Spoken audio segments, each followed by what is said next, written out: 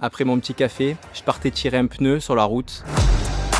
Mathieu Blanchard, 38 ans, 1m74, 68 kg. Et mon super pouvoir, c'est de réussir à dormir dehors, par terre, par moins 40. Habituellement, ma routine sportive, c'est de me lever tôt le matin, faire ma petite mobilité, boire un café, partir courir une première fois. Je reviens, je mange, je fais un petit lunch et en général, je pars pour un second entraînement l'après-midi un peu plus light ou une petite séance de muscu. Pour le projet Yukon, j'ai eu une routine vraiment différente. D'abord le matin, après mon petit café, je partais tirer un pneu sur la route. Ensuite, je revenais quand même à la maison prendre mon lunch. Mon repas était beaucoup plus costaud, on va dire. J'essaie de prendre 10 kilos avant de partir là-bas parce qu'on perd plus de calories que ce qu'on peut en rentrer. Et le soir, j'allais tirer ma luge avec mon sac de couchage dans la montagne et j'allais dormir dehors pour m'entraîner à résister au froid. J'ai fait un truc très intéressant aussi, c'est que je m'amusais à fermer les yeux ou mettre carrément un bandeau sur les yeux pour m'entraîner à faire tous les gestes d'installation du camp de manière mécanique, de manière robotique, parce qu'on sait que là-bas, quand on est dans l'aventure, qu'on est hyper fatigué, on perd de la lucidité et des gestes ultra simples comme sortir un sac de couchage, le dérouler, le monter, allumer un réchaud devient hyper complexe. Alors la compétition, en gros, c'est un itinéraire qui va du point A au point B, 610 km plus loin. Donc on doit avoir tout le matériel pour survivre dans notre luge derrière, la nourriture, l'eau, les réchauds. On a tout de même des checkpoints en chemin où on doit s'arrêter, où on va avoir